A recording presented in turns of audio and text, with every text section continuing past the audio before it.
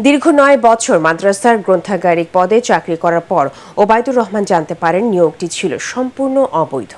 এতদিন কাজ করলেও বেতন হিসাবে পাননি একটি টাকাও। নানা অজুহাত দেখিয়ে বেতন দেওয়া হয়নি তাকে। বেতন পাবেন এমন আশায় দিনের পর দিন নিষ্ঠার সাথে দায়িত্ব পালন করে গেছেন তিনি। নিয়োগের সময় দিতে হয়েছিল মোটা অঙ্কের টাকাও। ফরিদপুর প্রতিনিধি কামরুজ্জামান সোহেলের রিপোর্ট, জানাচ্ছেন আসিফুর রহমান সাগর। ফরিদপুরের ভাঙ্গা উপজেলার আজিমনগর ইউনিয়নে ১৯৮৮ সালে প্রতিষ্ঠিত হয় রশিদপুরা দাখিল মাদ্রাসা। প্রতিষ্ঠার পর থেকেই নানা অনিয়মে জড়িয়ে পড়ে মাদ্রাসাটির শিক্ষক ও ম্যানেজিং কমিটি। ২০১৩ সালে মাদ্রাসায় অবৈধভাবে গ্রন্থাগারিক হিসেবে নিয়োগ দেওয়া হয় ওবায়দুর রহমানকে। নিয়োগ কমিটি গঠন দেখানো হলেও নেওয়া হয়নি কোনো পরীক্ষা। আর নিয়োগ কমিটিতে থাকা উপজেলা মাধ্যমিক অফিসার, ডিজির প্রতিনিধি হিসেবে যাদের দেখানো হয়েছে তারা জানেনই না নিয়োগের খবর। তাদের স্বাক্ষর জাল করে দেওয়া হয় এ নিয়োগ।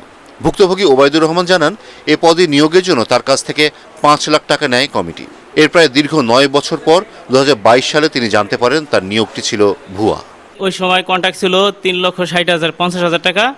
তা আমি আনোয়ার স্যারের মাধ্যমে তিনি আমাকে দিতে বলছে। সভাপতির কাছে আমি টাকা দিছি আর তার কাছে টাকা দিছি, এবং আনোয়ার স্যার আমাকে আরও লাইব্রেরি নিয়ে আর একটা কোর্স করাইছে, তাতে আমার ১.৫ লক্ষ টাকা খরচ গেছে। আমি এখন আমার ক্ষতিপূরণ চাই। আমি তাহলে আমার চাকরি পাবো না, মানে আমার যে ক্ষতিপূরণ আছে ক্ষতিপূরণ দেবে। মাদ্রাসাটির তৎকালীন ভারপ্রাপ্ত সুপার আনোয়ার হোসেন ও ম্যানেজিং কমিটির সভাপতি নুরুল ইসলাম এই দুজন মিলে ভুয়া নিয়োগ দিয়ে হাতিয়ে নিয়েছে কয়েক লাখ টাকা। তবে মাদ্রাসার সাবেক ভারপ্রাপ্ত সুপার এবং সাবেক সভাপতি দুষছেন একে অপরকে। সে নুরুল আকবর আর আমরা তিনজনে এই চাকরিটার বিষয়ে প্রথম আলাপ আলোচনা করছি। এত টাকা, কত টাকার জন্য এখানে আলাপ আলোচনা হয়েছিল, যে তার সাথে আমি প্রথমে কন্ট্যাক্ট করি। এই কথাটা অনেক আগে সে বলছিল। ভুয়া নিয়োগের সাথে জড়িতদের কঠোর শাস্তি চান মাদ্রাসাটির বর্তমান সুপার ও ম্যানেজিং কমিটির সভাপতি। সিলেটের প্রতি যে অফিসার হয়েছে, আমি চাই এটা সুষ্ঠু তদন্ত করে আপনারা যেটা আইনে যে শাস্তি হবে আমি সেই শাস্তি দাবি করি। বিষয়টি নিয়ে ভুক্তভোগী আইনের আশ্রয় নিলে সব ধরনের সহযোগিতার আশ্বাস দিয়েছে স্থানীয় প্রশাসন। কিন্তু আমরা উপজেলা পর্যায়ে কিন্তু বদলি অথবা অন্য কোনো শাস্তির কোনো সুযোগ নেই।